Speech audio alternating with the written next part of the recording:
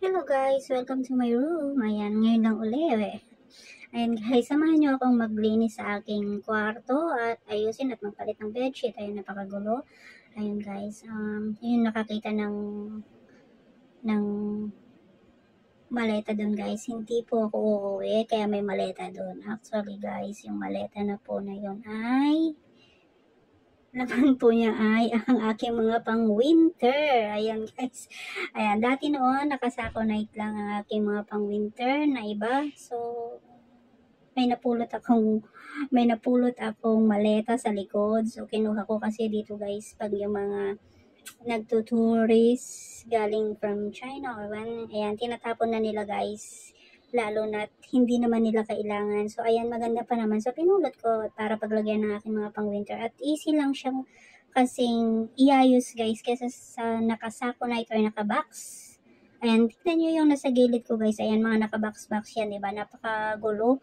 So ayan guys, ngayon, ayan yung mga pang winter ko, inaayos ko. At mas madali siyang kumbaga isinop. Ayan guys, kasi pag naka-box siya, hindi ko kaagad makikita at hindi ko maisusuot yung iba.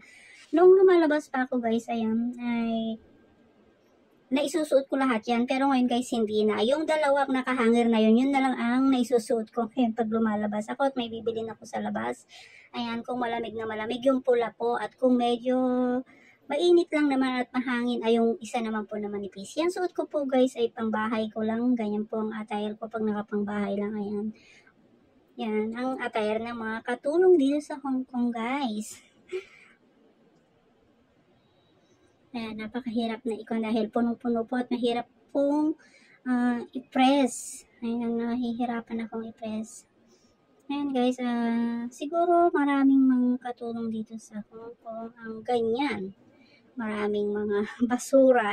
Actually, hindi yan mga basura guys. Yan yung mga pinamimili namin kahit na paunti-unti panglagay sa box. Ayan, yung mga nandyan guys na naka-plastic. Yan po yung mga bibili-bili lang naman. Yan sa tabi-tabi pag bumaba, ganun, at may nakita kang maganda.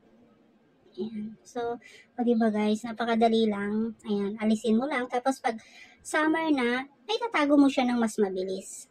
Kesa nakasako night siya. Ayan, so magpalit tayo ng bedsheet. Ayan. Ayan, ito guys yung sinasabi ko sa inyo. Pag lumalabas lang ako, yan ang sinusuot ko. Pero pag nandito lang sa bahay, ayan, napakasimple lang po. Talaga parang pang Pilipinas lang. Ayan, di ba guys? O, ayan, nakasako night. Yun po, mga nakasako night na yun guys. Pang winter ko din po yan. Kaso, mas makakapal po siya at medyo mahaba. Kaya hindi po siya pwede dun sa maleta. So, nag-iisip siguro kayo guys kung bakit napakarami kong pang winter. Yun po kasi pang winter ko po noong dumating po ako dito nung since 2015. Ayun, payat pa po ako nung iba at yung iba naman po ay binili sa akin ng amo ko. Ngayon, yung amo ko po ngayon. So, ayan, di ba guys, napakagulo. At saka yung iba, ayun nga guys, yung mga nabibili ko na para sa mga anak ko, ngayon para sa bahay namin, ganun guys. Yung napakahirap. Maraming mga basura. Hindi basura. Marami kaming mga siksik dyan na siguro maraming makaka-relate na mga OFW na kagaya ko guys. Ayan. Itong room na ito guys ay hindi lang solo ko. Noong buhay pa po si Popo, kasama ko po siya dito sa room na to. Ayan, dalawa po kami sa room na yan. At si Kungkung naman po sa kabila. Next time guys, ipapakita ko din yung room ni Kungkung pag nilinisan ko. Pero sa ngayon, hindi ko siya pwedeng i-video at isama siya sa video. So next time, papakita ko siya sa inyo. So ayun na nga guys. Itong bed na ito ay galing siya noon kay Kungkung. Yung bed ko ngayon ay galing kay Kungkung. At yung ang bed po ni Popo ay sa mga nakakita nun ay hospital bed na po. Ibinili po siya ni amo ng hospital bed at ako naman po ay dito lang po sa floor na natutulog. Meron po akong foam na hinihigaan. So, alam ko marami makaka-relate sa inyo guys. Hindi lang naman ako ang ganito dito sa Hong Kong. Yung iba nga po sa kusina pa natutulog. So, I'm very thankful pa rin. So, ayun nga guys. So, wala na si Popo noong 2020. Ayun, ako na po mag-isa dito pero halos lahat po ng gamit hindi ko po inalis at hinayaan ko lang po na nandyan hanggang ngayon meron pa siyang mga gamit dito actually. Ayun, so napakasarap naman po matulog ng malinis, di ba? Malinis. Pero ewan ko ba guys, hindi ako hindi hindi ko masyadong ini-stress yung sarili ko sa kailangan malinis at yung amo ko naman guys ay walang pakialam. So, nahayaan lang niya ako. Importante hindi ko napapabayaan si Kongkong, at si Popo nung nabubuhay pa siya. So, ayan guys.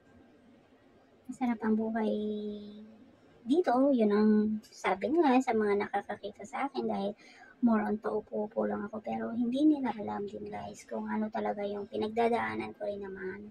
At oo nga guys, napakabait at napakaswerte ko sa aking mga amo at napakabait nila. At ganoon din po si Popo at si Kongkong ngayon na inalagaan ko. Ayan, so si Popo po noon ay may dementia siya. So, yun ang medyo mas nahihirapan ako at si Kongkong naman po ngayon ay okay naman po ang kanyang memory. Hindi mo siya maloloko. Ayan guys, ito pala ay mga pangpahid-pahid. Ayan, so medyo tumatanda na talaga ang tao. Kailangan na ng maraming pahid-pahid. Ayan guys, at nakikita nyo naman, napakaswerte ko sa aking amo. Ayan, yung pinaglumaan niyang computer binigay niya sa akin guys. Ayan, lahat po ng pinaglulumaan niya, inaakit niya dito kasi alam niya po na nahulog. Ayan. Nahulog na.